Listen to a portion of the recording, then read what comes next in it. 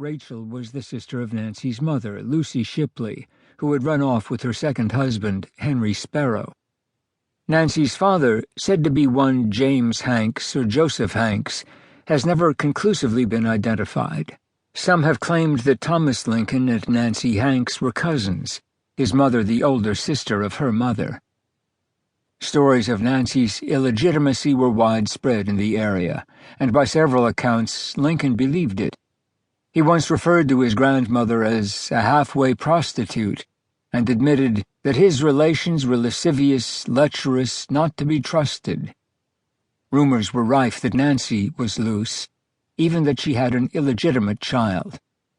"Billy, I'll tell you something, but keep it a secret while I live," Lincoln confessed, riding on the legal circuit with his law partner, William Herndon. "My mother was a bastard, was the daughter of a nobleman, so-called, of Virginia. My mother's mother was poor and credulous, and she was shamefully taken advantage of by the man. My mother inherited his qualities, and I hers. All that I am, or hope ever to be, I get from my mother. God bless her. Did you ever notice that bastards are generally smarter, shrewder, and more intellectual than others? Is it because it is stolen?" Lincoln's story, as he told it, contained the themes of a classic fairy tale, an old-world tale of a pauper who was really a prince, a romance substituting for squalor.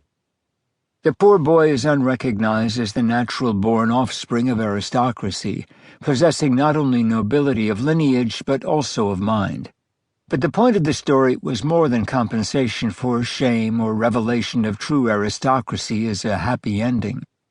The bastard's child, it turns out, must survive by his wits, what he naturally possesses, not what he's lost, somehow stolen. The would-be fairy tale ends with a twist.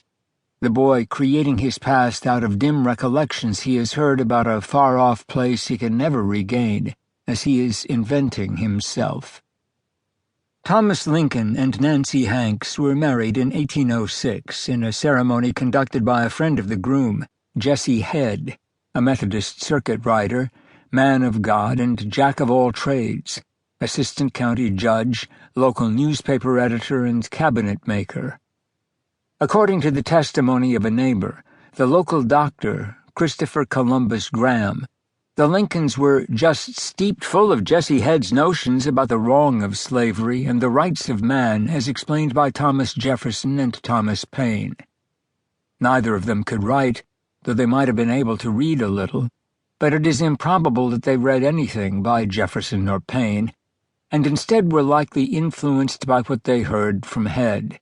He was vehemently and vociferously anti-slavery, later breaking away from the regular Methodist Church over the issue to join the radical Methodists. Anti-slavery agitation had roiled Hardin County, especially its churches, since the settlers poured through the Cumberland Gap into Kentucky after the Revolution. Slavery was not incidental but central to its life and economy.